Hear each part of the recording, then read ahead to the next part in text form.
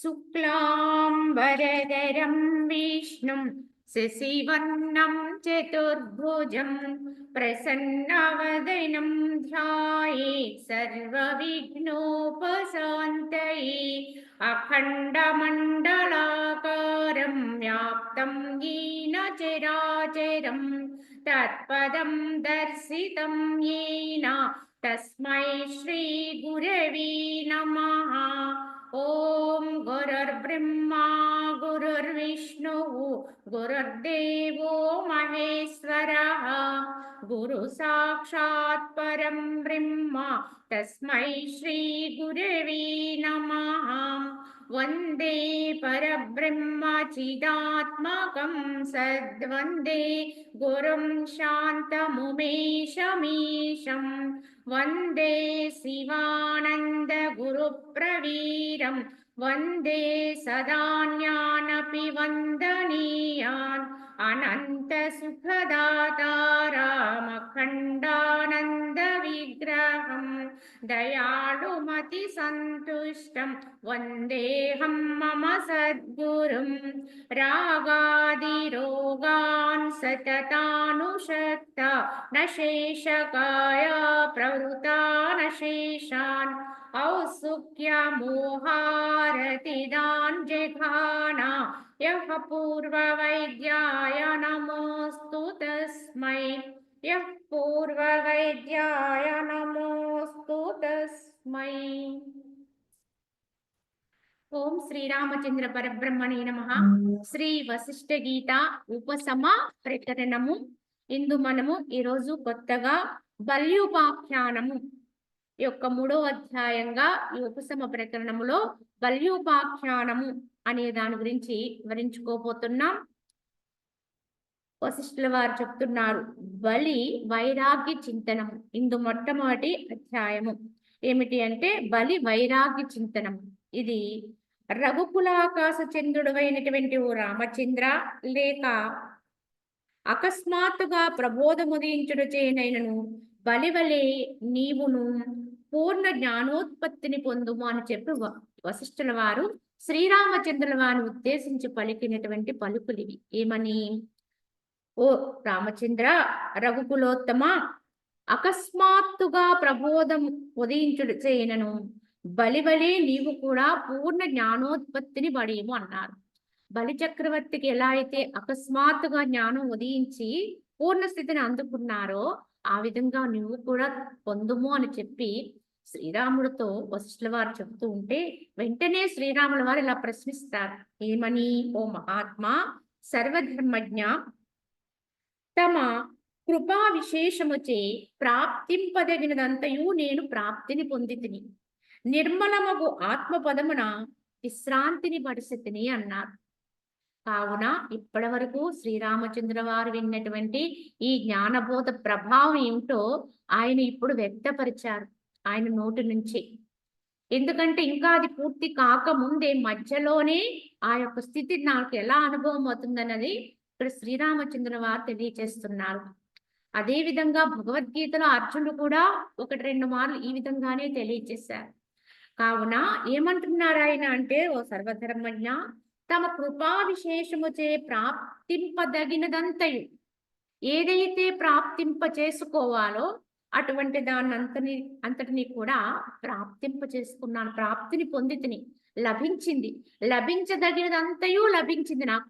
ఇంకా నాకు కొరతేమీ లేదు. ఏదైతే పొందాలో అదంతటినీ కూడా పొందగలిగాను తమ యొక్క కృపా కటాక్షము చేత. నిర్మలమగు ఆత్మ పదమున విశ్రాంతిని పొందితిని అన్నారు. అంటే ఇప్పటి వరకు జరిగినటువంటి జ్ఞాన ప్రబోధము యొక్క ఫలము వెంటనే మనకి ఇక్కడ తెలియచేస్తున్నారు శ్రీరాముల వారు. వింటూనే ఉన్నారు, జరుగుతూనే ఉంది ప్రబోధం. ఇంకా అది పూర్తి కానే లేదు.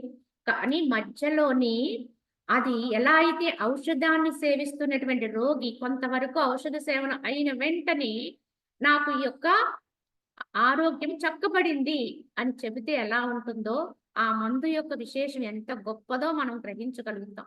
అదే విధంగా ఇక్కడ వశిష్ఠుల వారి యొక్క ప్రబోధం ఎంత పటిష్టమైనదో మనం ఈ శ్రీరామచంద్రుల వారి యొక్క వాక్యాల ద్వారా అర్థం చేసుకోవాలి. ఏమని చెప్తున్నాను? నేను పూర్ణముందితిని, నిర్మలమైనటువంటి ఆత్మ పదమున విశ్రాంతిని పరిస్థితిని అన్నారు. ఎక్కడ ఉండాలో అక్కడ ఉండగలిగాను.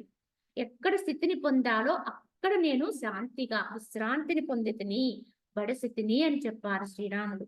అదే విధముగా ఇంకనూ ఏం చెబుతున్నారంటే అయినప్పటికీ నేను ఆ చోట విశ్రాంతి స్థితిని అనుభవిస్తున్నప్పటికీ కూడా దేవా, నా జ్ఞానాభివృద్ధికై బలి చక్రవర్తి యొక్క జ్ఞాన ప్రాప్తిని గురించి నాకు తెలియచేయండి. అయినప్పటికీ కూడా నేను ఇంకా తెలుసుకోవాలనుకుంటున్నాను.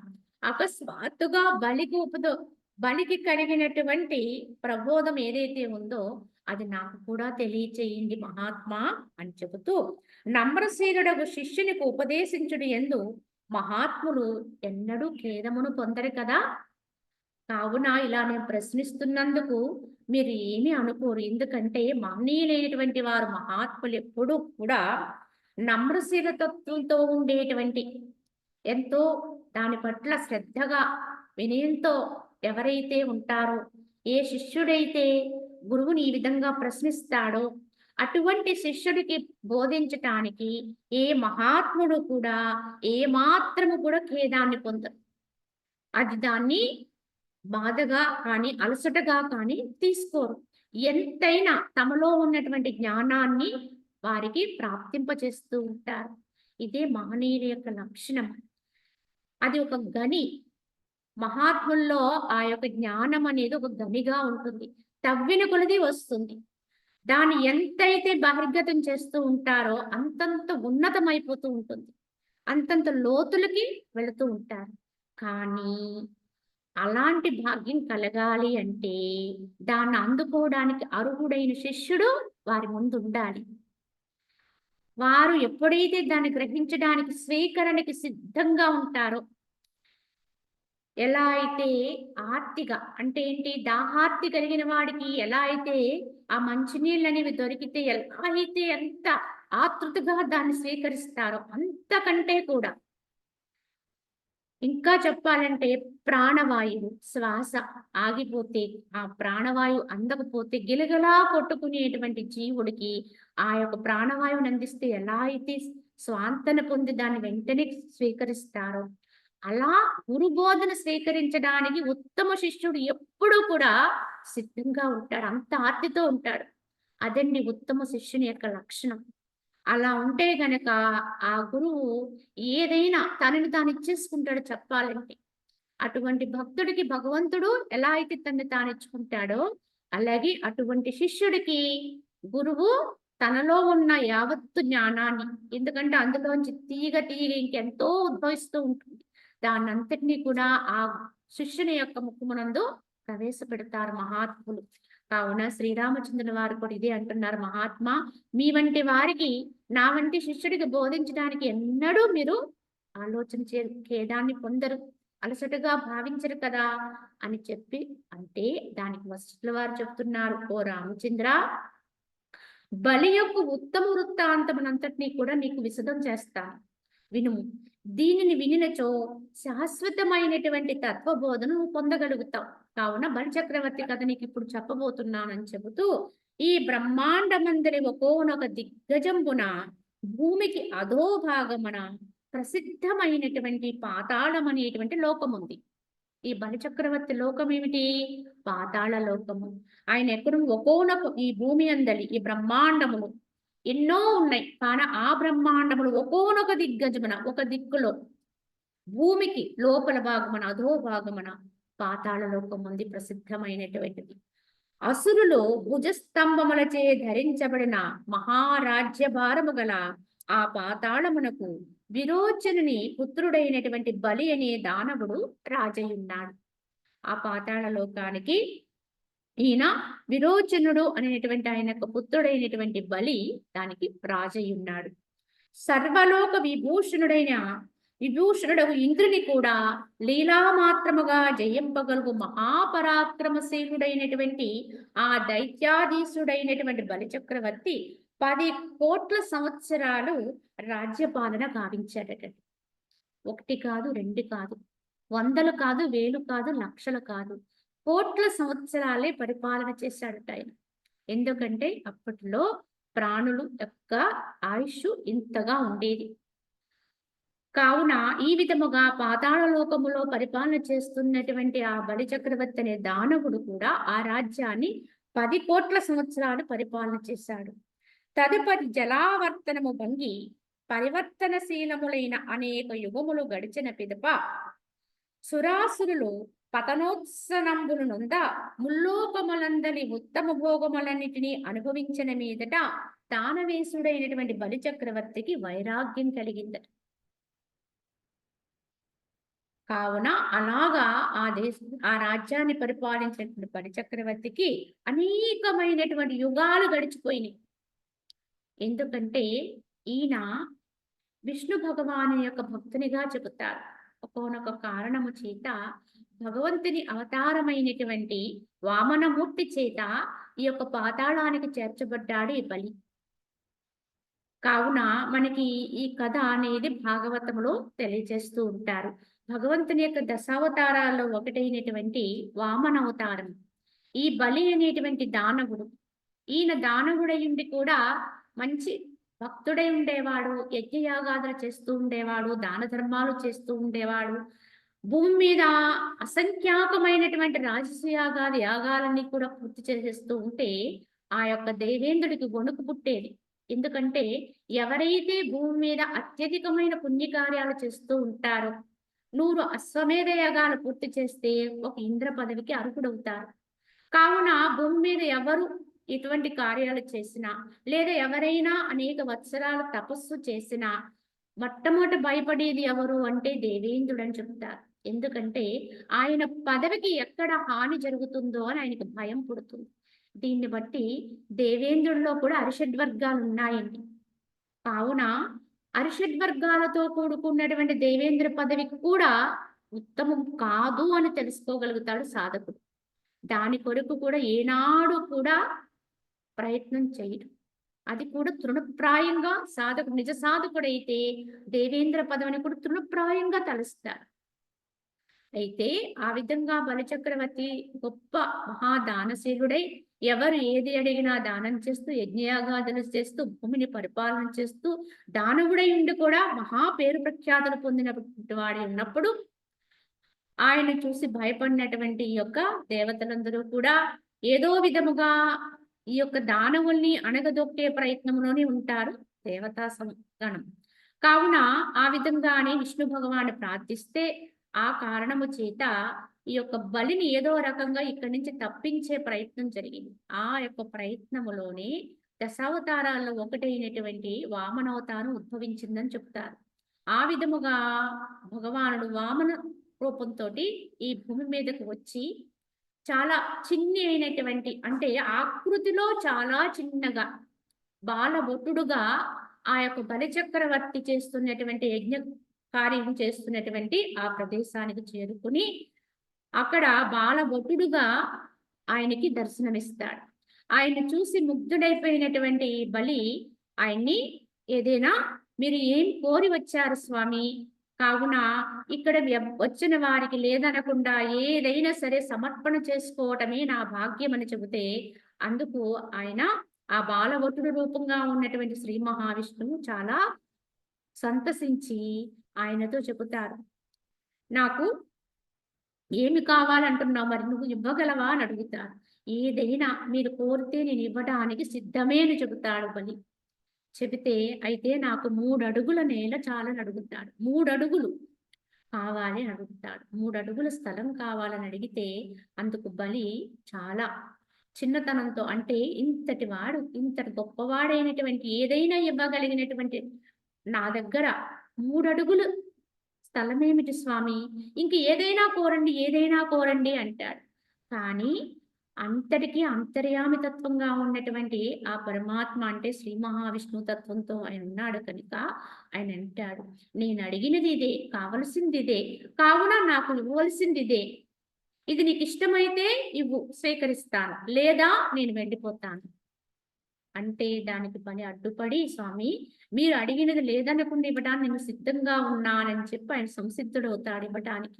కానీ అక్కడే ఉన్నటువంటి దానవ గురువు అయినటువంటి శుక్రాచార్యులు వారిదంతా గమనించి ఆ వచ్చిన వాడు సామాన్యుడు కాదు, ఆయన సాక్షాత్తు శ్రీ మహావిష్ణు అంశతో వచ్చినటువంటి వారే. కావున ఇందులో ఏదో పన్నాగం ఉండే ఉంటుంది. ఈ దానవుడిని ఏదో రకంగా పతనం చేయటానికి అని చెప్పి గ్రహించి ఆ యొక్క దానానికి అడ్డుపడతాడాయన.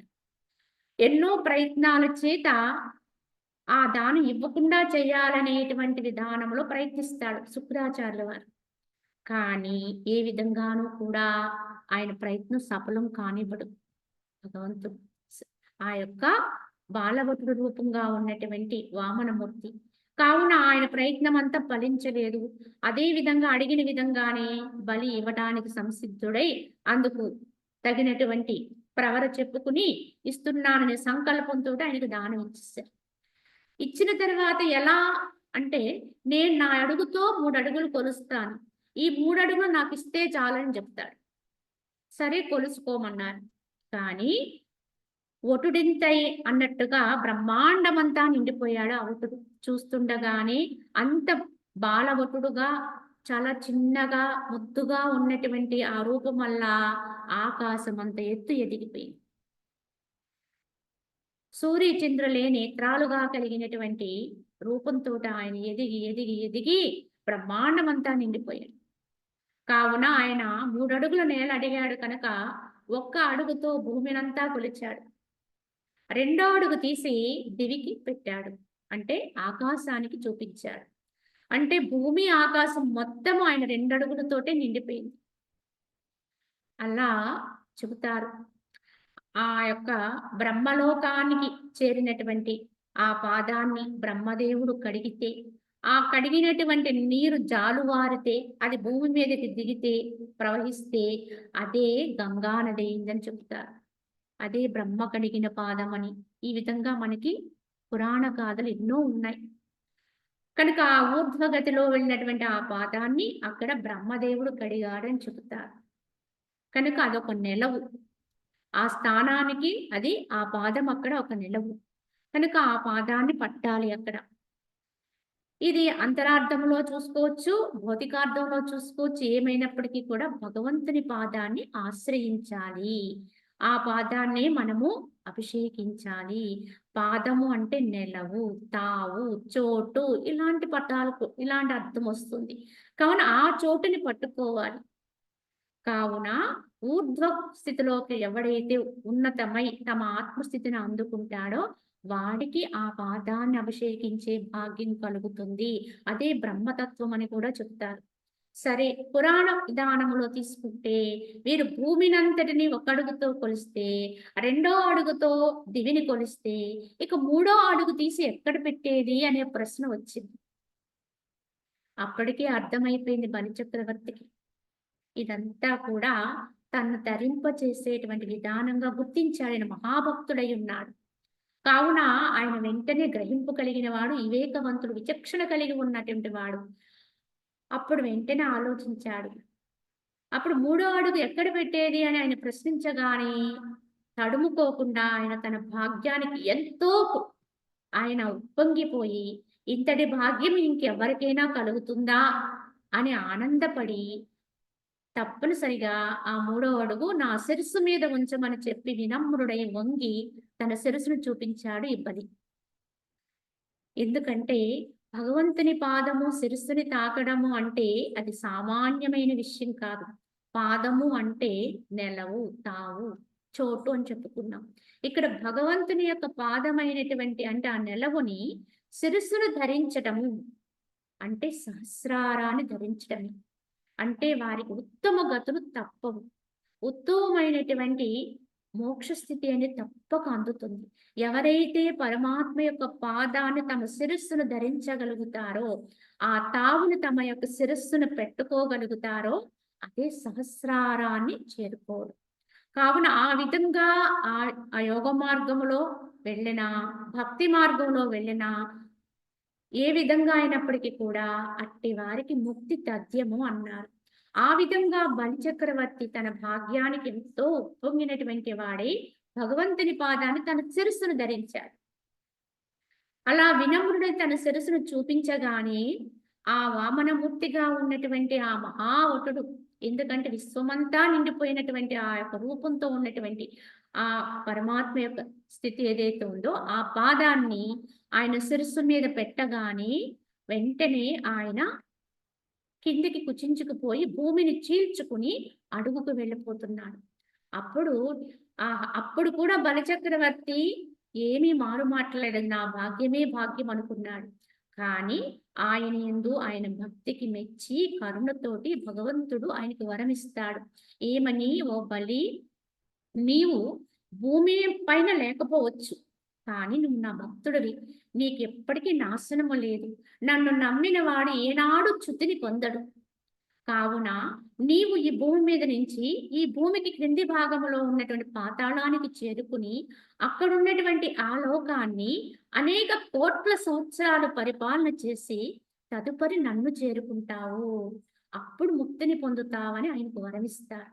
ఆ కారణము చేతనే బలి పాతాళానికి చేరి ఈ విధముగా 10,000 కోట్ల సంవత్సరాలు ఈ విధంగా భూమిని ఆ యొక్క పాతాళాన్ని పరిపాలన చేశాడు ఆయన. కానీ అంతకాలము ఆయన ఎన్నో విధాలుగా ఆ యొక్క రాజ్యాన్ని పరిపాలన చేసినప్పుడు కూడా చివరికి ఆయనకి ఏం కలిగింది అంటే వైరాగ్యమే వచ్చింది. ఎందుకు అంటే అతను మోక్షాన్ని పొందాలి అంటే అతనికి రావాలి వైరాగ్యం. కావున ఆయనకు సహజంగానే వైరాగ్యం పుట్టింది. అంతకాలం పరిపాలన చేసి చేసి చేసి కూడా, ఎందుకంటే ఆయన చేస్తున్నటువంటి ఆ యొక్క రాజ్య పరిపాలన కాలములు యుగాలే మారిపోయాయట. ఎందువల్ల అంటే అతను చాలా కాలము ఆ పరిపాలన అంటే పాతాళాన్ని పరిపాలన చేస్తూ ఉన్నాడు. 10 కోట్ల సంవత్సరాలు అంటే సామాన్యమైన విధానం కాదు. 1 కోటి కాదు, 10 కోట్ల సంవత్సరాలు ఆ విధంగా పరిపాలన చేశాడు కనుక భూమి మీద ఎన్నో యుగాలే మారాయి. చాలా మార్లు ప్రళయం వచ్చింది, మరలా సృష్టి జరిగింది. కానీ పాతాళాన్ని ఆయన పరిపాలన చేస్తూనే ఉన్నాడు. అయితే అప్పటికి ఆయనకి పరివర్తన వచ్చింది. ఎంతకాలం ఇట్లా నేను ఇలా జీవించి, ఎందుకంటే ఆయన కోరుకునే వరకు జీవించే ఉంటాడు ఆయన. అది ఆయనకు వరం. కావున ఎంతవరకు నేను ఈ విధంగా పరిపాలనే చేస్తూ ఉంటాను, ఇంక ఇంతేనా అనేటువంటి ఒక వైరాగ్య భావన ఆయనలో సహజంగా ఉదయించింది. కావున పరివర్తశీలమైన అనేక యుగములు గడిచిన మీదప సురాసురులు పతనోత్పన్నంబులు పొంద, అంటే అసురులు సురులు కూడా అంటే దేవతలు కూడా అనేక మార్లు పతనం పొందారు, అనేక మార్లు మళ్ళీ ఉత్పత్తి అయ్యారు. అంటే ఎన్నో జన్మలు గడిచిపోయాయి ఆయన పరిపాలన చేస్తున్నటువంటి ఆ కాలములు. ముల్లోకములందరి ఉత్తమ భోగములన్నిటినీ కూడా అనుభవించిన పిదప దానవేశుడైనటువంటి ఆ బలిచక్రవర్తికి వైరాగ్య భావన వచ్చింది. అత్తరి ఒకనాడు మేరు పర్వత శిఖరంపై కలనటువంటి రత్న నిర్మిత వాతాయనములందు కూర్చుండి సంసార స్థితిని గురించి అతడు స్వయముగా ఈ ప్రకారం ఆలోచన చేయసాగాడు. ఆ విధంగా తనలోకి తానే స్వవిచారణకు వెళ్ళాడు బలి. ఆయనకి స్వతహాగానే అంటే కారణము లేని వైరాగ్యం పుట్టింది. అన్ని భోగాలు మధ్యలో ఉండగా, అన్నిటితోటి కూడా ఆయన వర్తనం చేస్తూ ఉండగానే ఇంక ఇంతేనా అనేటువంటి ఒక విరక్తి భావన వచ్చింది. ఆయన వెంటనే ఏం చేశాడు, స్వవిచారణలోకి వెళ్ళాడు. ఏమని, సంసార స్థితిని గురించి అతడు స్వయముగా ఈ విధంగా విచారణ చేసుకుంటున్నాడు తనలో తానే. ఇదే యథార్థం అండి. ఈ స్వవిచారణ పుట్టినవాడే పరివర్తన చెందగలుగుతాడు. విచారణ అనేది బయట కాదు, ఎవరిలోంచి వారికి పుట్టాలి. అంతవరకు మనము దాన్ని బయట నుంచి తెలుసుకోవాలి. కానీ ఎంత తెలుసుకున్నా, ఎంత విన్నా, ఎన్ని గ్రంథాలు అధ్యయనం చేసినా అంతరములో విచారణ పుట్టన వరకు కూడా మనలో మార్పు రాదు. కావునే స్వవిచారణే నిన్ను రక్షించేదని చెప్తారు. కావున ముల్లోకములందును ఈ విధంగా బలిచక్రవర్తి తనలో తన విచారణ చేసుకుంటున్నాడు. ఏమని, ముల్లోకములందును అద్భుత కార్యములు వనర్చునదియు అనేక భోగములచే మనోహరమైనది అయినటువంటి ఈ నా మహారాజ్యమును అనుభవించడం వలన నాకు కలుగునది ఏమి, ఇంతకీ నాకేం కలిగింది, ఏమి ప్రయోజనము కలిగింది అంటే ఏ ప్రయోజనము లేదే. ఇంతకాలము 10 కోట్ల సంవత్సరాలు పరిపాలన చేశానే, ఎన్నో రకాలుగా భోగభాగ్యాలను అనుభవించానే, మరి ఇంతగా పరిపాలన చేసిన ఈ రాజ్యమును అనుభవించడం వలన నాకొచ్చిన మేలు ఏమై ఉన్నది? నాకొచ్చినటువంటి గొప్పతనం ఏమున్నది? ప్రయోజనం ఏమున్నది? అని ప్రశ్నించుకుంటున్నాడు. చూడండి, బలికి వచ్చినటువంటి ఈ విచారణ మనము కూడా చేసుకోగలిగి ఉండాలి. యథార్థంగా మనము పుడతాము, కొంతవరకు జీవన విధానంలో సాగుతాము. ఎన్నో అనుభవిస్తాము, ఎన్నో పొందుతాము, ఎన్నో కాంక్షిస్తాము. అన్నీ ఉంటాయి. కానీ చివరగా మనం ప్రశ్నించుకోవాలి. నేనైనా ఆత్మకు ఏమి ప్రయోజనం కలిగింది? మన ఆయుష్ ఇంత గడిచింది కదా ఇప్పటికి. ఇంతకాలము మనం జీవించి ఉన్నాం కదా! ఆత్మని ఏముద్ధరించుకున్నాం? నేను అనేది ఆత్మ. కనుక నన్ను నేను ఏం ఉద్ధరించుకోగలిగాను అంటే నాకేం ప్రయోజనం వచ్చింది దీనివల్ల అనే ప్రశ్న ఎప్పుడు వేసుకోవాలి? ఇక్కడ ఉండగానే వేసుకోవాలి. జీవించి ఉండగానే వేసుకోవాలి ఈ ప్రశ్న. కావున బలి కూడా అలానే విచారణ చేసుకుంటూ పైకి మాత్రము మధురముగా తోచినదియు తప్పక వినాశనమును పొందినది అయినటువంటి ఈ భోగములన్నిటినీ అనుభవించి ఎంతకాలం అనుభవించాను కదా! ఇంతకీ నాకొచ్చినటువంటి సుఖమేమి? సుఖదాయకమేమి? నేనైన ఆత్మకు వచ్చినటువంటి ఉన్నత స్థితి ఏమున్నది? అని ప్రశ్న వేసుకుంటున్నాడు. ఎలా ఉందిది? పైకి మాత్రం రమణీయంగా ఉంది. మధురంగా ఉంది. చూడడానికి మేడిపండులా ఉంటుంది. ఈ సంసారం అనే విధానములో ఈ జగత్తు యొక్క స్థితి అంతా కూడా ఇలానే కనపడుతుంది. అది ఎంతో ఉన్నతంగా తోస్తుంది. రమణీయంగా తోస్తుంది. సౌందర్యంగా అనిపిస్తుంది. అదెంతో సారం అనిపిస్తుంది. కానీ వాస్తవానికి అందులో ఏముంది? ఏమీ లేదు. పైకి మాత్రమే రమణీయంగా తోస్తుంది. ఎందుకు ఏమీ లేదు అన్నారు అంటే, ఇంత రమణీయము కూడా అది ఎప్పుడూ ఉండేది కాదు. శాశ్వతం కాదు. ఎంత రమణీయమైనా సరే అది తప్పకుండా కాలాంతరములో అది తప్పకుండా వినాశనాన్ని పొందుతుంది. అదే విధంగా పరిణామములది మార్పు చెందుతుంది. ఎంతో గొప్పదిగా, ఎంతో సౌందర్యంగా ఉన్నది అసౌందర్యంగా అయిపోతుంది. ఇవాళ మనం ఎంతో ప్రియంగా చూసింది రేపొద్దున మనకి అది అప్రియమవుతుంది. ఈరోజు మన దగ్గర ఉన్న ఒక ఫలము అది చాలా మంచిగా ఉంది, మధురంగా ఉందనుకుంటాం. 2 రోజులు గడిస్తే అదే అప్రియంగా తోస్తుంది. అంటే అది కుళ్ళిపోతుందని బయట మనమే పడేస్తాం. ఇలా ప్రతి వస్తువుకి, ప్రతి విషయానికి, ప్రతి బంధానికి ఇదే వర్తిస్తుంది యథార్థంగా. ఏదో ఒక రోజుకి ఇదంతా నాశవంతమే. కావున ఈ భోగములన్నిటినీ అనుభవించడం వల్ల ఇంతకీ నాకేమి ప్రయోజనమైనది? నేనేమి అనుభవించాను? నాకేమి సుఖము? ఈ దేహంతో అనుభవించాము, ఈ దేహంతో ఉన్నాము, ఈ దేహమే అనుభవించింది, ఈ దేహంతోటే మా క్రియల్లో ఉన్నాము. కానీ ఆత్మనైన నాకొచ్చిన ప్రయోజనం ఏమున్నది? అని ప్రశ్నించుకుంటూ మరలా, మరలా అదే పగలు, మరలా అదే రాత్రి. పగలంతా ఏం చేశాము నిన్న, ఈరోజు అదే చేస్తాం. రేపు అదే చేస్తాం. రాత్రి అంతా ఏమి చేశామో అదే చేస్తూ ఉన్నాం. కావున పగలు రాత్రి మారి మారి వచ్చిపోవచ్చున్నవి. స్నాన భోజన శయనాదులనేటువంటి ఆ చేసిన పనుల్ని మరల చేస్తున్నాం. ఏమి ప్రయోజనము? ఇదంతయు తలంచుకున్నా సిగ్గు కలుగును కాన సంతోషము లేదు. ఏంటి విచిత్రము? ఎన్ని కోట్ల సంవత్సరాలు జీవించాను.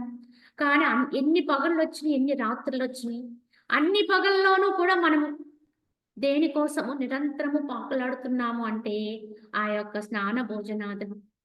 అంటే మన యొక్క ఈ యొక్క దేహానికి సంబంధించినటువంటి అనుష్ఠానం కొరకే నిరంతరము కూడా ఒక్క నిమిషము కూడా ఖాళీ లేని విధానములో ప్రయత్నపరులమై ఉంటాం. రాత్రి వచ్చింది అంటే నిద్రా సుఖాన్ని పొందాలి, శయన సుఖాన్ని పొందాలి అనేటువంటి ఊళ్ళుడతాం తప్ప, ఇంతకీ ఈ పగలు రాత్రులన్నీ ఇలాగే గడిచిపోతున్నాయి కానీ, ఇంతకంటే విశేషం ఏమైనా ఉందా? ఏదైనా చేశామా? ఏదైనా పొందగలిగామా? నిన్న తిన్నది ఇవాళ తింటున్నాం, ఇవాళ తిన్నది రేపు తింటున్నాం. నిన్న అదే చేసాం, ఈరోజు అదే చేసాం, రేపు అదే చేస్తున్నాం. అంతకు మించి ఏమైనా జీవితంలో మనం పుట్టిన తర్వాత ఇంకేమైనా పొందామా? ఇంకేమైనా చేశామా? దానికంటే అన్యంగా ఏదైనా వర్తించామా? అనేది ఒక్కసారి వెనక్కి తిరిగి చూసుకుంటే బలిచక్రవర్తి అంటున్నాడు, నాకు సిగ్గు కలుగుతుంది అని. ఎందుకంటే ఈ జన్మకొచ్చి కూడా ఇదే మరల పోనీ ఇది మన ఒక్కరమే చేస్తున్నావా అంటే మన ముందు తరాల వాళ్ళు అదే చేశారు. ఎంతమందో ఇదే చేస్తున్నారు. అందరూ ఇదే చేశారు. చేస్తున్నారు. చేసిన వాళ్ళు లేరు. పొందిన వాళ్ళు లేరు. ఇప్పుడు అనుభవిస్తున్న వాళ్ళు ఉండరు. ఇదే నిజమని ఇందులోనే ఉన్నటువంటి వారు ఏదైనా ఎవ్వరమైనా వినాశనానికి వెళ్ళిపోవలసిందే. ఇదంతా తలుచుకుంటే అయ్యో! ఇన్ని కోట్ల సంవత్సరాలు జీవించానే, ఈ రాజ్యాన్ని పరిపాలించానే, నేనంటూ నాకంటూ ఇంత ఏది కూడా చేయలేను నేను పొందలేకపోయానే, నన్ను చూసి నేను సిగ్గుపడుతున్నాను అన్నాడాయన. అంతటి వాడు అలా అనుకున్నాడంటే, మన పరిస్థితి ఏమిటో అర్థం చేసుకోండి, గమనించండి. ఎలా ఉన్నాము, ఎక్కడున్నాము, ఎందులో ఉన్నాము అనేది గమనించుకోవాలి. కావున సిగ్గు కలుగుతుంది గానీ, నాకు సంతోషం కలగట్లేదు అంటూ మరలా ఆ కాంతాలింగనమే, మరలా ఆ కాంతాభోగమే, పిల్లలు అటువంటి ఇదంతయు మహాత్ములకిచ్చుట సిగ్గు కలగజేయుచున్నది ఇంకేమైనా ఉన్నదా? ప్రతిరోజు చేసే కార్యమే. కావున ఇది ఎంత సిగ్గుచేటు. ఈ యొక్క భార్య పిల్లలు వారితోటి ఆ చెట్లు, ముచ్చట్లు ఇవే అనుకుంటూ ఇలానే చేసాం. కానీ ఏదో ఒక రోజు దీన్ని వదిలి ఎక్కడ వాళ్ళు అక్కడే. ఏది స్థిరంగా ఉండేది కాదు. మనతో వచ్చేది కాదు. ఒకసారి పొందేం ఆనందం అంటే అది మరల ఎప్పటికీ పొందవలసిన అవసరము లేకపోతే అదే మహదానందం. కానీ మనం పొందే సుఖాలు, భోగాలు, ఆనందాలు ఎన్ని సార్లు పొందితే అన్ని సార్లు పాతవైపోతుంది. మరలా దానికోసం వెంపర్లాడుతున్నాం. ఇదే మనం అర్థం చేసుకోవాల్సింది. అంటే ఇవేవి కూడా క్షణికానందాలు. తాత్కాలికంగా అప్పటికప్పుడు అనిపించి వెంటనే ఆనందం పోతుంది. అందుకే నిన్న పొందింది అది స్ఫురణలో పెట్టుకుంటాం. ఇవాళ మళ్ళీ తినాలి. మళ్ళీ ఆ సుఖాన్ని అనుభవించాలి. మళ్ళీ ఆ స్పర్శను అనుభవించాలి. ఇదే కదా జీవుడు కోరుకునేది. ఇలా దానికోసమే పరుగులు పెడుతూ ఉంటాడు. ఇది ఎంత సిగ్గుచేటు. అనుభవించిన పిమ్మట విరసముగా తోచినటువంటి ఆయా కార్య సమూహమని మరల రోజు రోజు కావించుచు బుద్ధిమంతుడేల వానిని గురించి లజ్జను పొందుటలేదు. అనుభవించిన పిమ్మట వెంటనే మళ్ళీ అనుభవం పోతుంది. అనుభవించిన దానికి అప్పటికి మాత్రమే తాత్కాలికమది. అప్పుడు తిన్నాము, రుచి తెలిసింది. ఆ రుచి అంతా మనకి ఇష్టంగా అనిపించింది, ప్రియంగా ఉంది. అప్పటికి దాన్ని అరుణ చాస్తూ భుజిస్తాడు. కానీ అప్పుడు పొందిన ఆనందం ఎంతవరకు ఉంటుంది? ఆ ఆహారం అరిగే వరకు కూడా ఉండదు. ఈ యొక్క 3 అంగుళాల నాలుకను దాటే వరకు మాత్రమే ఆ యొక్క రుచికరమైన ఆనందం. రుచికి సంబంధించిన ఆనందం. ఆ నాలుకని దాటి లోపలికి వెళ్ళిన తర్వాత అంత ప్రియంగా, అంత మధురంగా భుజించిన ఆహారము ఏమైపోతుంది? అది మలినమైపోయింది. ఇంతగా నువ్వు ఇష్టపడి భుజించిన ఆహారాన్ని రేపొద్దున్న అది మలరూపంగా వచ్చినప్పుడు దాన్ని ఇష్టపడం ఎవ్వరం కూడా. అది బయటికి బహిష్కరిస్తుంటాం. కానీ నిన్న తిన్నది ఇలా అయిపోయింది కదా! మళ్ళా ఈరోజు ఎందుకు మళ్ళీ దానికోసం అని మాత్రం ఆలోచించం. నిన్న తిన్న రుచే మళ్ళీ పొందాలి. మళ్ళీ పొందాలి. మళ్ళీ పొందాలి. ఇదే జీవితం అండి. రుచులే కాదు, ప్రతి ఇంద్రియము ఇదే చేస్తుంది. నిన్న చూసిన దృశ్యం మళ్ళీ చూడాలి. అంటే ఆ దృశ్యాన్ని మళ్ళీ అనుభవించాలి. ఆ దృశ్యాన్ని నేను కూడా పొందాలి. నిన్న విన్నది మళ్ళీ వినాలి. అంటే ఆ విషయాల్నే మళ్ళీ మళ్ళీ వినాలి. ఎంత విన్నా విసుగు రాదు, విరామం లేదు. భౌతికములో లౌకిక విషయాల పట్ల ఏనాడు కూడా సాధకుడు విరక్తిని పొందడు. ఇంక విన్న కొలది ఆ చరిత్ర పెరిగిపోతూనే ఉంటుంది. ఎన్ని విన్నా మళ్ళా అవే ఇంకా లోపల పెట్టుకుంటూనే ఉంటాం. అలాగే మనం అనుభవించిన స్పర్శలను గుర్తుపెట్టుకుంటాం. ఒక పట్టు పరుపు మీద శయనించాం. దాని యొక్క స్పర్శ మృదువుగా ఉంది చాలా. కావున నేను రోజు దాన్ని అనుభవించాలి. అలాగే ఒక వ్యక్తి స్పర్శ ఏదైనా సరే మనస్సు పడే విధానం ఇలానే ఉంటుంది. జీవితమంతా కూడా ఆ స్పర్శ కోసమే, ఆ రుచుల కోసమే, ఆ యొక్క సుఖం కోసమే, ఆ ఆనందం అంటే క్షణికానందాల కోసమే ఇక్కడ పణంగా పెట్టేస్తుంది. మనకున్న ఆయుష్య చాలా అల్పం. బలి చక్రవర్తి 10 కోట్ల సంవత్సరాలు జీవించి ఆయన రాజ్యాన్ని పరిపాలన చేసిన తర్వాత ఆయన వైరాగ్యంతో ఆలోచిస్తున్నాడు. కానీ 10 కోట్లు కాదు కదా! 100 సంవత్సరాలు కూడా ఉండమండి ఇక్కడ మనం. మనకున్న ఆయుష్ చాలా పరిమితం. ఈ పరిమితములో మరి మనము దాన్ని ఇప్పటికైనా గ్రహించుకోకపోతే మనకున్నటువంటి సమయము చాలా తక్కువ. కావున వివేకవంతుడైనటువంటి వాడు మేల్కోవాలి ఇప్పటికైనా ఇటువంటి వాక్యాలు విని. అదే ఇక్కడ చెప్తున్నాడు. కావున ఇటువంటి ఆయా కార్య సమూహమని మరల రోజు రోజు కావించుచు బుద్ధిమంతుడు వాని గురించి ఎందుకు లజ్జను పొందట్లేదు, సిగ్గుపడట్లేదు? లజ్జ అంటే, సిగ్గు అంటే ఏమిటి? లజ్జ అంటే చెయ్యరాని పని చేస్తే వచ్చేటువంటి సిగ్గునే లజ్జ అంటారు. చెయ్యకూడని పని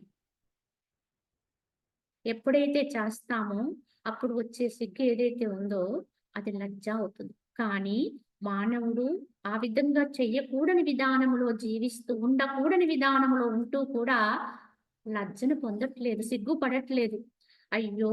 ఇది ఎంత ఆశ్చర్యము అని చెప్పి బలిచక్రవర్తి అనుకుంటూ మరలా అదే దినము, మరలా అదే రాత్రి, మరలా ఆ కర్మ పరంపరయే ప్రాజ్ఞని దృష్టి యందు ఇదంతయు ఉపహాస మాత్రమే అగునని నేనెంచుతాను.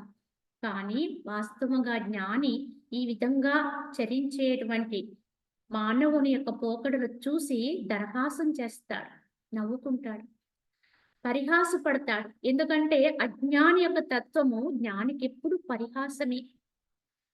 వీడు ఏడుస్తూ ఉంటే వాడు నవ్వుతూ ఉంటాడు. ఇదే విధానంలో చూడండి మనకి భగవద్గీతలో కూడా అర్జునుడు ఏడుస్తూ ఉంటే కృష్ణుడు నవ్వుతూ ఉన్నాడని చెప్తారు. ఆయన నవ్వుతూనే చెప్పాడు. ఆయనకు ఒక్కొక్కప్పుడు ఒక ప్రశ్న కూడా వచ్చింది. నేను ఇంత దిగులు పడుతున్నాను కదా, దుఃఖపడుతున్నాను కదా, ఈ ధనుర్బాణాలు కూడా కింద పడేసి రథం మీద చతికిల పడిపోయి నేను ఇంత పరాక్రమంతుడనే విషయాన్ని మర్చిపోయి ఇంత దుఃఖపడుతుంటే ఈయనేల ఇలా పరిహాసం చేస్తున్నాడు, దర్హాసవంతుడై ఉన్నాడనే ప్రశ్న కూడా వచ్చి తన తప్పును తాను తెలుసుకుంటాడు. అదే విధముగా ఈ జగత్తులో కూడా అజ్ఞాని చేసేటువంటి వర్తనాలన్నీ కూడా ప్రజ్ఞావంతుడికి, ప్రాజ్ఞుడికి దరహాసంగా ఉంటాయి, పరిహాసంగా ఉంటాయి. ఎందుకు వీళ్ళు ఇలా పడుతున్నారు, ఎందుకు పరిగెడుతున్నారు, అక్కడ ఏమీ లేదు. కానీ వందల వేల కోట్ల మంది అటే పరుగులు పెడుతున్నారు. అయ్యా అటు వెళ్ళినా ఏమీ ఉండదు, వద్దు అని అతను చెప్పినా ఎవ్వరూ వినరు. కావున అతను ఏం చేస్తాడు? వినరు కనుక నిలబడి చూస్తాడు. పరుగులు పెట్టేవాళ్ళని పరుగులు పెట్టనిస్తాడు. పెడుతూ తాను మాత్రం నిలబడి వారిని చూసి నవ్వుతాడు తప్ప ఏమీ లేదు. ఎవరైనా నిలబడితే వాడికి ఏమైనా ఉపాయం చెప్పగలుగుతాడు తప్ప పరిగెట్టి వాడిని ఏమీ చెయ్యలేరు. కావున ఆ విధంగా ప్రాజ్ఞుడికి మాత్రం ఇది పరిహాసంగా ఉంటుంది. ఉన్మత్తుని చేష్ట వంటిదియు బాల క్రీడా సదృశము మరల వనర్పబడినదియు అయినటువంటి ఈ క్రియా పరంపర ప్రాజ్ఞునికి హాస్యాస్పదమవుతుంది. ఉన్మత్తుని చేష్ట అంటే పిచ్చివాడి చేష్ట, ఉన్మాది. వాడి యొక్క మది వాడిలో ఉండదు, నిరంతరము తిరుగాడుతూ ఉంటుంది. వాడి మనస్సు అంతా కూడా ఎల్లప్పుడూ బహిర్గతమయ్యి నిరంతరము కూడా పిచ్చివాడు వానరం మాదిరిగా కోతి చేష్టల వలె తిరుగాడే వాడిని ఉన్మాది అంటారు. ఈ ఉన్మాది చేష్ట వంటిది బాల క్రీడా సదృశ్యం, చిన్నపిల్లలు తెలియక చేసేటువంటి పనులు. అలాగే మరల వనర్పబడేది, చేసిన పనే మరల చేయటం. ఇవన్నీ ఎవరైనా చేస్తుంటే మనం ఏమని ఎలా చూస్తామండి? ఇప్పుడు మన ముందు కూడా ఎవడైనా ఈ విధంగా ఉన్మాదిగా అలా నిరంతరము కూడా తిరుగాడుతూ ఉంటాడు, ఒక చోట ఉండకుండా పదే తారసలాడుతూ చిన్నపిల్లల విధానములో అజ్ఞాని వలె తెలియకుండా ఏవేవో క్రియలు చేస్తూ మరి మరల అవే చేస్తూ ఉంటాడు. వాడిని చూస్తే సామాన్యులమైన మనం కూడా నవ్వుతామంట, పరిహాసం చేస్తాం. ఎందుకంటే అతను చేసేటువంటి లేదు ఆ యొక్క అజ్ఞానే కాదు, వృద్ధాప్యంలో వచ్చేటువంటి కొన్ని లక్షణాలు కూడా ఇలా ఉంటాయి. వారిని చూసి కూడా ఇవాళ దరహాసం చేస్తాం, నవ్వుతాం. వృద్ధాప్యంలో వారి యొక్క సంస్కారాన్ని పునరుద్ధరించుకోకపోతే, దాన్ని సంస్కరించుకోకపోతే వారికి బాల్యంలో ఉన్న అటువంటి లోపల ఉన్నటువంటి సంస్కారాలు బయటకు వచ్చి అవే ఇక్కడ ప్రదర్శన అవుతూ ఉంటే వారిని చూసి కూడా పరిహసిస్తూ ఉంటాం. కానీ అజ్ఞానంతో ఉండి ఈ జగత్తే సత్యం అనుకుని ఈ విషయాలే యథార్థం అనుకుని వీటిల్లో పడి పరుగులు పెట్టే వారిని చూస్తే జ్ఞానికి కూడా అలాగే అనిపిస్తుంది, ఉన్మాది మాదిరిగా. ఈ యొక్క అజ్ఞానులందరూ ఉన్మాదులా ఏమిటి, ఎందుకు ఎందుకు పరిగెడుతున్నారు, సారము లేని చోట సారం ఉన్నదనుకుని భ్రమిస్తున్నారు, నీళ్లు లేని చోట నీళ్లు ఉన్నాయని చెప్పి పరుగులు పెడితే వాడి దాహం తీరుతుందా ఎప్పటికైనా? అక్కడ ఉన్నది మృగతృష్ణ, అంటే అందులో నీళ్లు ఎండమావి కనుక అందులో నీళ్లు లేవని తెలిసిన వాడు నిలబడి ఉన్నాడు. కానీ పరుగులు పెట్టేవాడిని ఆపి, అయ్యా అది ఎండమావి నీళ్లు లేవు వెళ్ళకు అని చెప్పినా వీడు వినడు. కానీ అలా పరుగులు పెడుతూనే ఉంటాడు. వాడిని చూసి తప్పనిసరిగా ఈ యొక్క జ్ఞాని పరిహసిస్తూ ఉంటాడు. నిరంతరం ఈ క్రియలను సఫలతాపూర్వకంగా నెరవేర్చినప్పటికీ కర్మరాహిత్యము కృతకృత్యత్వము సంభవింపనందున వానిచే ఇక ఏమి ప్రయోజనము అంటున్నారు. ఇంకా సామాన్యుడు చేసేటువంటి ఈ విధానాల వల్ల ఏమాత్రము జ్ఞానము లేకపోవడం వల్ల వారు చేసే ఈ చర్యలు ఏవైతే ఉంటాయి క్రియలు, ఒక్క క్షణం కూడా తీరిక లేని విధంగా చేసేటువంటి కర్మాచరణ, నిరంతరము వాటి కోసం పరుగులు పెడుతూ ఉంటే ఈ విధంగా మీ క్రియలను సఫలతాపూర్వకముగా నెరవేర్చినప్పటికీ, అంటే ఎన్నెన్నో ఫలాలు పొందాలనే కాంక్షలతోటి ఆ కర్మలన్నీ ఆచరిస్తూ ఉంటారు. ఎప్పుడు దాన్ని ఆపేస్తే ఆ ఫలము రాదో అనేటువంటి భయము చేత నిరంతరము పరుగులు పెడుతూనే ఉంటాం. ఎంతో కష్టపడతాడు ఇంతకీ ఇంతకీ ఎన్నో విధాలుగా దేహాన్ని కష్టపెడతాడు, మనసుని కష్టపెడతాడు, నిరంతరము తిరుగాడుతూనే ఉంటాడు. కానీ ఎంత చేసినా వారికి కర్మరాహిత్యం సిద్ధించదు. అంటే కర్మ బంధనాలు పాలవుతారు. చేసిన కొలది బంధనాలే, ఎంత పరిగెడితే అన్ని బంధనాల్లో బంధింపబడుతూ ఉంటారు, సంఖ్యలలో ఇరుక్కుపోతూ ఉంటారు. కృతకృత్యత్వము, కృతకృత్యులు కారు, ఉత్తీర్ణులు కారు. కృతకృత్యుడు అంటే మనకి దాంట్లో ఒక పదం అర్థం చెప్పుకోవాలంటే ఉత్తీర్ణత అంటే ఎదుగుదల. ఏమాత్రము కూడా కృతకృత్యులు కాదు, ఎక్కడున్న వాళ్ళు అక్కడే ఉంటారు. ఇప్పుడు ఒక తరగతిలో ఉన్న విద్యార్థి కృతకృత్యుడు అయ్యాడు అనుకోండి, దానికి పైన ఉన్నటువంటి తరగతిలోకి వాడు మార్చబడతాడు. కానీ అతను కృతకృత్యుడు కాలేదంటే అతను పాస్ కాలేదు అంటే ఏం చెప్తారు, మళ్ళీ అందులోనే ఉంచేస్తారు. అలా ఎంతకాలం అండి? అతను దాంట్లో నుంచి ఎప్పుడు ప్రావీణ్యత సంపాదిస్తే అప్పుడు దాంట్లోంచి ముందుకెళ్ళగలుగుతాడు. కానీ ఈ జనం ఈ యొక్క సమూహంతో ఉన్నటువంటి ఈ మానవాళి యావత్తు కూడా నిరంతరము కూడా అందరము కూడా ఇదే చేస్తున్నాం. కానీ ఎక్కడున్నామండి? కృతకృత్యత లేదండి. ఎప్పుడు ఎక్కడున్నామో అక్కడే నిన్నెక్కడున్నామో ఈరోజు అక్కడే, రేపు అక్కడే. అంటే ఉత్తీర్ణత అనేది లేదండి జన్మకి. ఈ విధంగానే కర్మాచరణ చేస్తూ కృతకృత్యత్వం సంభవింపనందున ఎంత కాలము బ్రతికినా ఈ విధంగా కృతకృత్యత లేకపోతే, ఉత్తీర్ణత కనపడకపోతే, వారిలో ఆ యొక్క పరివర్తన రాకపోతే దానివల్ల నాకేమి ప్రయోజనము? ఎవరికి వాళ్ళమే. ఇంతకీ నేను ఇంతకాలం బ్రతికాను, ఇంతకాలం ఉన్నాను, ఇంతకాలం జీవించాను, ఇన్ని సంపాదించాను, ఇన్ని పొందాను, కానీ ఇంతకీ నాకేమిటి ప్రయోజనం?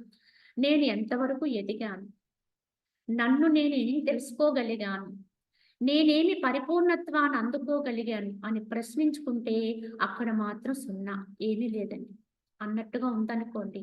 అప్పుడు ప్రశ్నించుకోవాలి, ఇంతకీ నాకేం కలిగింది? అది ఎప్పటికీ పూర్ణం కాదు, ఎప్పుడూ కొరతలోనే ఉంటాం, ఎప్పుడూ బంధనాల్లోనే ఉంటాం, ఎప్పుడూ అసంతృప్తిలోనే ఉన్నాం. ఇంతకీ నేను పొందింది ఏమిటి అనే ప్రశ్న ఉదయించాలి.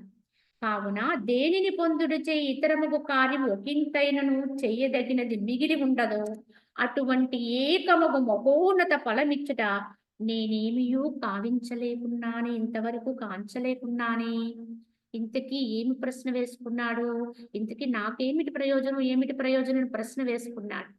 కానీ ఏమి పొందాలి? ఏమి పొందాలంటే దేనిని పొందుడుచే ఇతరమైనటువంటి కార్యం ఒకంతైనను చెయ్యదగింది మిగిలి ఉండదు. మన లక్ష్యం ఏమై ఉన్నది, ఎప్పటి వరకు మనం ఏది సాధిస్తే అప్పుడు మనం ఇంకా అక్కడ నిలుపుదల అవుతామా అనే దాని గురించి యోచించాలి. ఏమని? దేనిని పొందుడుచే, ఇంక ఏది పొందవలసిన అవసరం లేదు. ఎక్కడికి వెళ్ళవలసిన అవసరము లేదు, దేనిని చూడవలసిన అవసరము లేదు అనే నిశ్చయం కలుగుతుందో, ఈ నిశ్చయం దేని వల్ల వస్తుందో అదే పొందాలి. అంటే ఒక్కసారి తిన్నామనుకోండి, ఇంకెప్పుడు తినాల్సిన అవసరమే రాకూడదు. ఒక్కసారి అనుభవించామనుకోండి, ఇంకెప్పుడు దాన్ని అనుభవించే అవసరం ఉండనటువంటి స్థితి ఏదో అదే యథార్థం. ఒక్కసారి దర్శించామనుకోండి, ఇంక మరల దర్శించవలసిన అవసరము, దేనిని దర్శించవలసిన అవసరము లేదు అనే నిశ్చయం దేని వల్ల కలుగుతుందో అదే యథార్థ దర్శనం అంటే. దీన్ని బట్టి గమనించండి, మనం పొందేవి ఇంతకీ అటువంటిది ఏదైనా పొందామా? ఒక్కసారి పొందితే ఇంక మళ్ళీ పొందవలసిన అవసరము లేని దాన్ని ఏదైనా మనం అందుకోగలిగామా? దాన్ని అనుభవించగలిగామా? అది అనుభవిస్తే మరల మనం ఇంకొక చోటికి పోయే అవసరమే లేదు. ఈ మనసు మళ్ళీ బయటికి లేచే అవసరమే రాదు.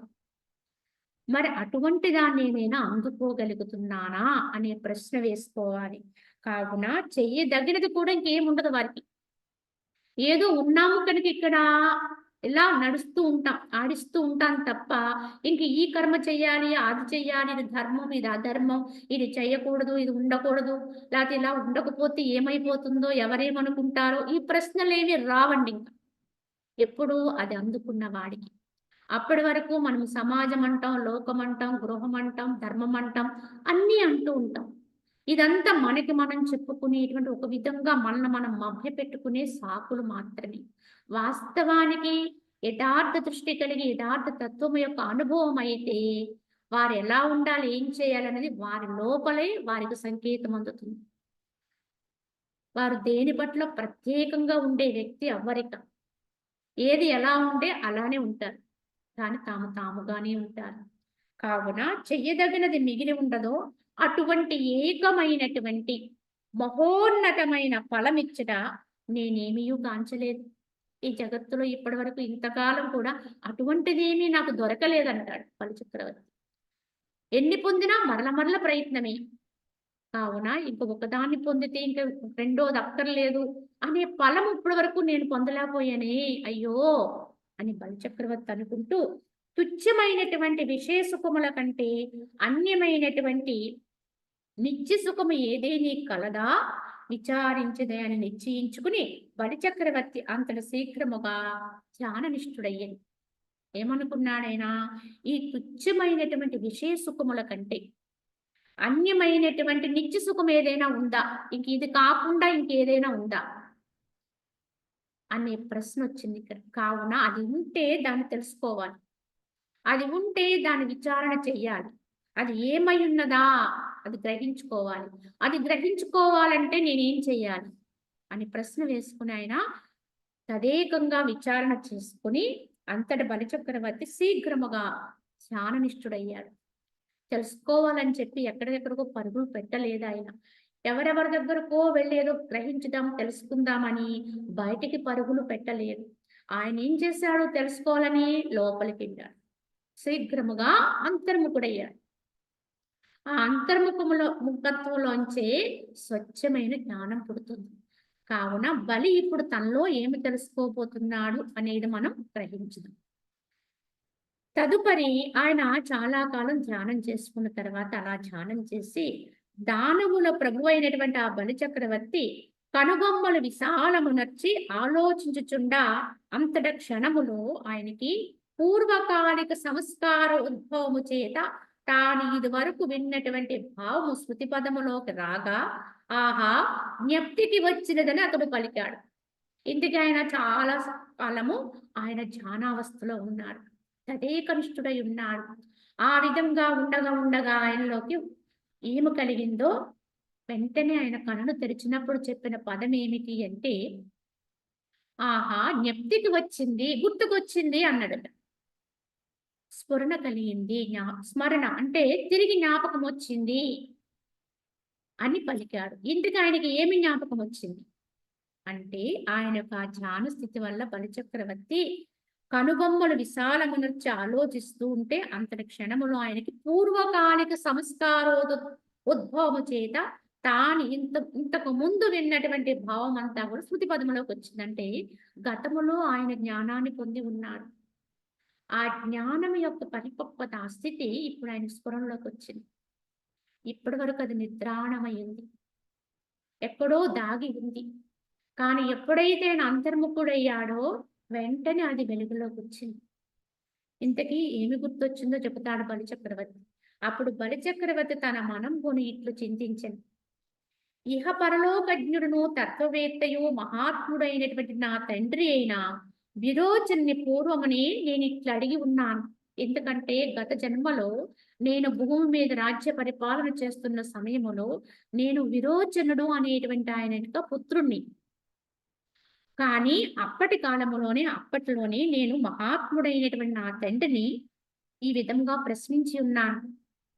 మహామతివైనటువంటి ఓ తండ్రి, సమస్త సుఖ దుఃఖ రూపములైన ఈ ప్రాపంచిక వ్యవహార భ్రమలన్నీయు ఎచ్చట శమించును, అట్టి సంసారం యొక్క అవధి ఏదియో నాకు తెలుపు ప్రార్థన అని నేను ఆ రోజు నా తండ్రిని ప్రశ్నించాను.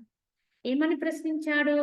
ఈ యొక్క సమస్తమైనటువంటి సుఖ దుఃఖ రూపములైనటువంటి ఈ యొక్క విషయపూర్వకమైన సుఖ దుఃఖాలు ఏవైతే ఉన్నాయో ఆ యొక్క రూపములతో ఉన్నటువంటివి ఈ ప్రాపంచిక వ్యవహార భ్రమలన్నీ కూడా ఎచ్చట శమించిపోతాయో నశించిపోతాయో అట్టి సంసారం యొక్క అవధి, దాన్ని దాటితే వచ్చేటువంటి తీరం, ఈ సాగరం ఉందే ఈ సాగరానికి ఒక అవధి అంటే తీర ఒడ్డు, అది ఏమిటో నాకు తెలుపు వేడుతున్నాను అని చెప్పి బలిచక్రవర్తి తన తండ్రి విరోచన్ని గత జన్మలో అడిగాడు. అది ఇప్పుడు స్ఫురణకు వచ్చింది. అయితే ఇంకా ఏమడుగుతున్నాడు తండ్రి? మనసు యొక్క మోహము ఎచ్చట శమించును? ఈషణలు అంటే కోరికలన్నీ ఎక్కడ దాటివేయబడతాయి? త్రెంపులేని శాశ్వత విశ్రాంతి ఎక్కడ లభిస్తుంది? కావున ఈ మనసు యొక్క మోహం అనేది ఎలా శమిస్తుంది? ఈ కోరికలు అంటే ఈషణాలు ఉంటాయి, ఈ కోరికలన్నీ కూడా ఎలా మనం దాటగలుగుతాము? ఈ యొక్క శాశ్వతమైన విశ్రాంతి మనకి ఎక్కడ లభిస్తుందని ప్రశ్నించి ఉన్నాను. దేనిని పొందినచో మనుజుడిచ్చట బ్రహ్మలోక పర్యంతములైన సమస్త విషయముల వలన కలిగే వృత్తిని పొందగలుగుతాడు. దేనిని దర్శించినచో ఇక ఇతర పదార్థ దర్శన నిధియు ఒకంతైనను ఉపకరింపక ఉంటుంది. అటువంటి తావు చెప్పమని అడిగాడు. ఏమని అడిగాడు ఆయన అంటే, దేనిని పొందితే మనుజుడు ఇక బ్రహ్మలోక పర్యంతములైనటువంటి అంటే అతి స్థూలము దగ్గర నుంచి అతి సూక్ష్మ వరకు ఈ మధ్యలో ఉండే యావత్తు కూడా ఎవరికైతే దేనిని పొందితే ఇవన్నీ కూడా సమస్త విషయముల వల్ల కలిగే తృప్తి ఆ ఒక్కదాని వల్లే ఎవడైతే పొందగలుగుతాడు. అంటే ఆ పొందినది అంత మహత్తరమైనది ఉండాలి. ఇంక మళ్ళా అందులో ఇంక ఏది కొరత ఉండకూడదు. బ్రహ్మలోకం పర్యంతం ఈ యొక్క తృణం వరకు కూడా ఉండేటువంటి దేన్ని పొందినా కూడా రానటువంటి తృప్తి ఆనందం అనేది ఆ ఒక్క దాని వల్లే సంప్రాప్తమయ్యేది. ఏదైనా ఉంటే అది నాకు విశదపరచండి తండ్రి అని ప్రశ్నిస్తూ, దేనిని దర్శిస్తే ఇక ఇతర పదార్థ దర్శనం ఏది కూడా, దేనిని దర్శిస్తే మరల ఇంకొక దర్శనాన్ని కోరవలసిన అవసరము రాదో, ఒకంతైను ఉపకరింపదో అటువంటిది ఏదైనా ఉంటే నాకు తెలియచేయండి అని తండ్రిని అడిగాడు. ఈ భోగములు అనేకములున్నప్పటికీ సుఖదాయకములు కావు. ఇవి సత్పురుషుల మనసును కూడా క్షోభ పెట్టి మోహమున పడద్రోయుతూ ఉంటాయి. ఈ భోగాలనేవి ఎన్నో ఉంటాయి. కానీ ఒక విధంగా చెప్పాలంటే భోగాలనేవి జీవునికి కొంత అనర్థమే. ఇవి ఎంత పెరిగితే అంత అనర్థంలో పడేస్తూ ఉంటాయి. కావున ఇవి సత్పురుషుల మనసుని కూడా క్షోభ పెట్టేస్తుంటాయి, గతులు తప్పించేస్తూ ఉంటాయి. కావున క్షోభ పెట్టి మోహాల్లో పడదోస్తూ ఉంటాయి. ఈ కారణమున స్వాభావికముగా ఆనందదాయకమైనటువంటి ఉత్తమ పదార్థం ఏదైనా ఉంటే అది నాకు వచించండి. దాని యందు స్థితిని పొంది నేను చిరకాలము విశ్రాంతి పడిసెదను అని అడిగాడు ఆయన. కావున ఏదైనా ఉత్తమమైన స్వాభావికమైన అంటే అది అస్వభావం కాదు, తెచ్చుకునేది కాదు, సహజమైనటువంటిది, ఉన్నదే, యథార్థమే. అటువంటి ఆనందదాయకమైన ఉత్తమ పదార్థం ఏదైనా ఉంటే దాన్ని నాకు రుస్తం చేయండి తండ్రి అని అడిగాడు ఆయన తండ్రిని.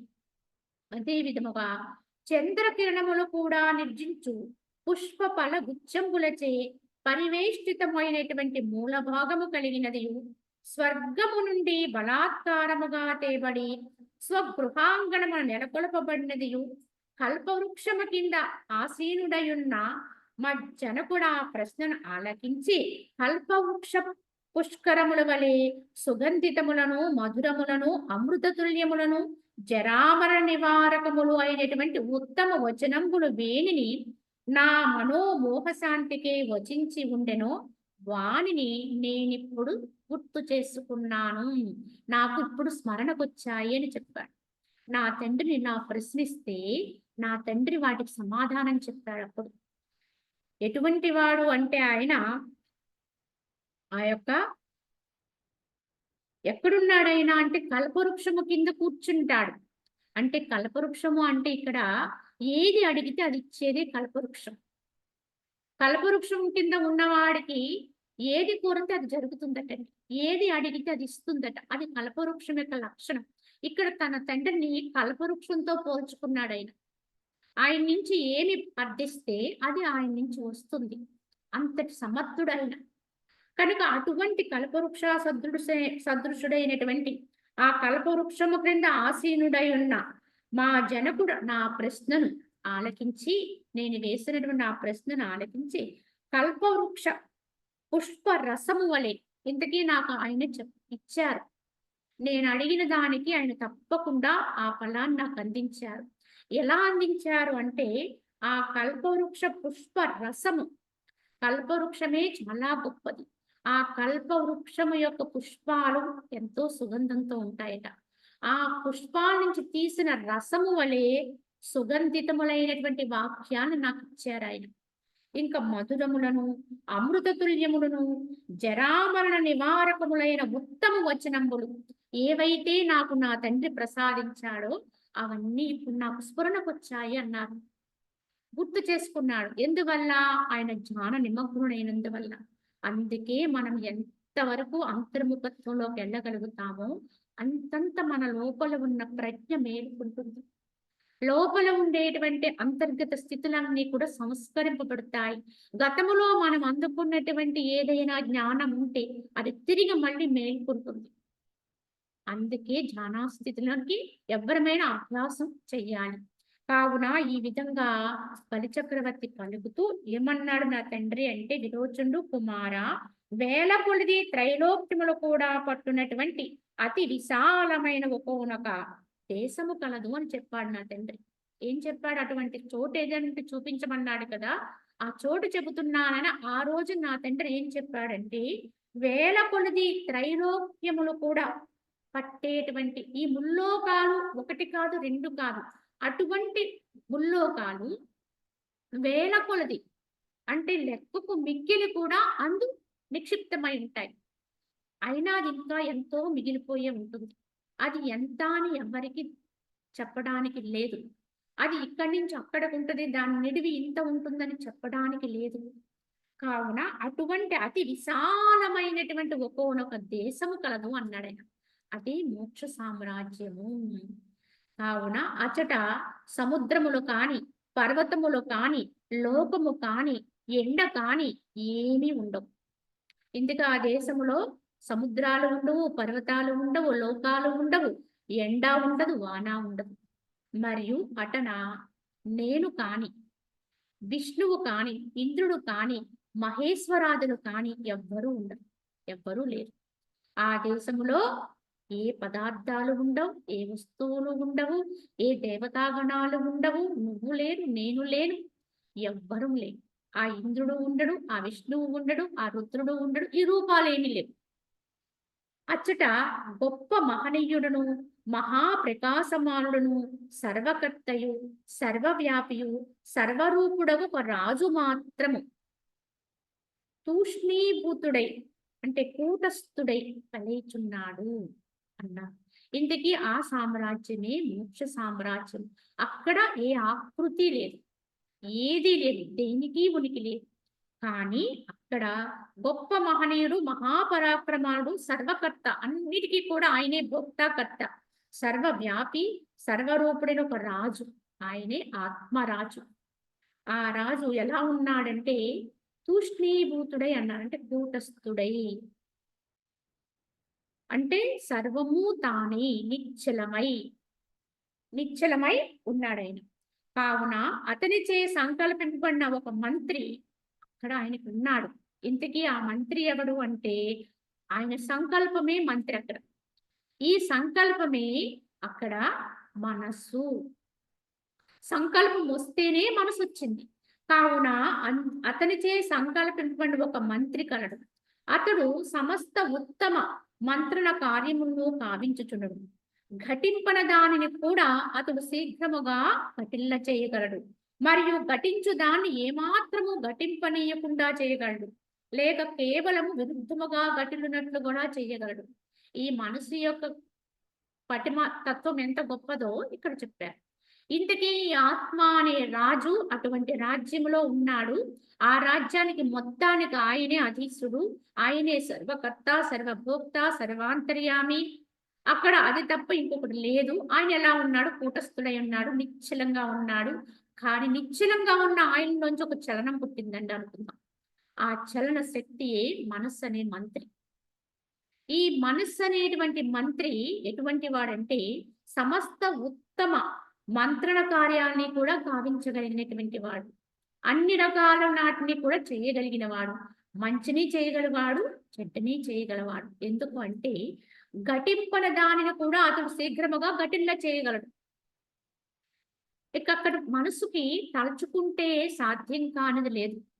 మోగన దాన్ని మోగించగలడు, మోగేదాన్ని మోగకుండా చేయగలడు, సంభవించేదాన్ని సంభవింపకుండా చేయగలడు, సంభవింపని దాన్ని సంభవించేటట్లు కూడా చేయగలడు.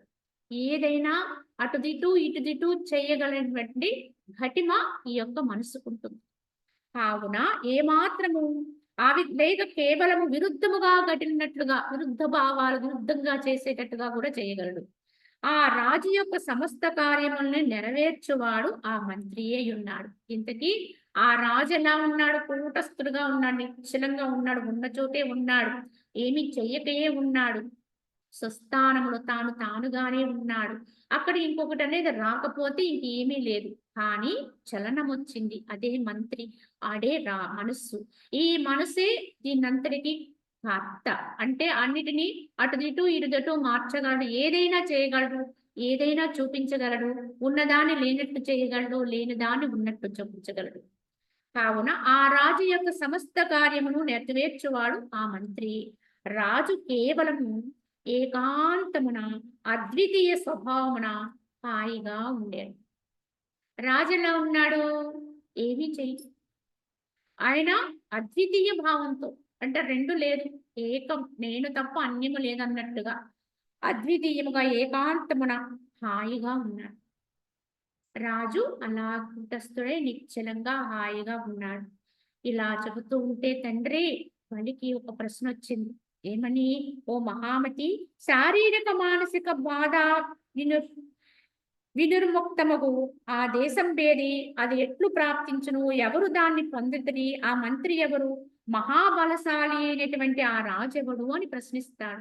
ఇప్పుడు బలి చక్రవర్తికి ఇదంతా వింటున్నప్పుడు ఇంతకీ ఇక్కడ మంత్రి, రాజు, ఆ మంత్రి యొక్క గొప్పతనము, ఆ రాజుగారు ఉండే విధానము, ఇదంతా తండ్రి ఒక కథలా చెబుతూ ఉంటే బలి చక్రవర్తికి ఒక ప్రశ్న పుట్టింది. వెంటనే విన్న తర్వాత మనకి కూడా పుట్టాలండి అది.